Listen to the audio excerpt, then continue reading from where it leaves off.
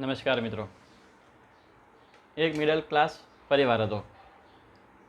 એમાં એક ભાઈ બિચારા મહેનત કરતા હતા પણ પોકી નહોતું વળતું. રોજનું કમાઈને રોજ પૂરું થાય એવું.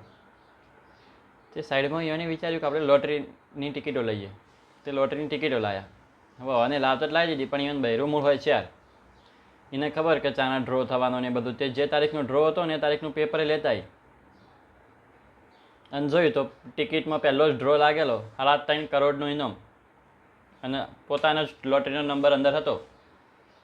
એમાં આને બૈરું સમજદાર હતું પાછું.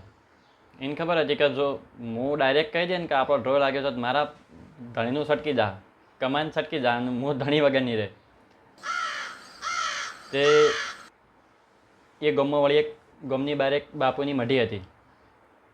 નવા નવા ગુરુથી છૂટા પડેલા ચેલો અને આવીને રહેતા હતા. અને ભજન કરતા દાઢીને જટા વધારી હતી એને. અમુક હોય ને જટા જ વધારતા હોય. અને આ ઘૂઘુ એને ત્યાં ગોજો પીવા જતો કોક દાડો. ત્યાં ભાઈ ઈકણ જઈ અને કીધું કે આવું આવું છે ને હું જો ડાયરેક્ટ કહી દે ને તો કે મારા ધણીનું છટકી જા. તો પેલા બાપુજી, અરે બેટા કોઈ ચિંતા મત કરો, मैं समझा दूंगा गुगू को, एकदम निराश होकर जाओ तुम. તો પેલી કે સારું બાપુ. તે પેલી ઘેર આવતી રહીને પાછા થોડી વારમાં ગુગુ મઢીએ ગોજો પીવા ગયા. તો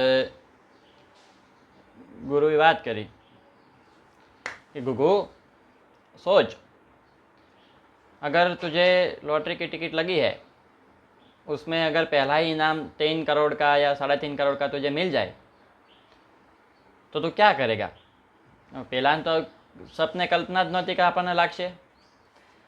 તે પેલો કે તો બાપુ અડધા તમારા, તો બાપુજીનું છટકી ગયું, સાધુનું છટકી ગયું. એટલે આવું હોય ઘણી વાર. સમજાતા આપણું ફરી જાય. ઘણા પણ એવા હોય એમ. જય હિન્દ, જય ભારત.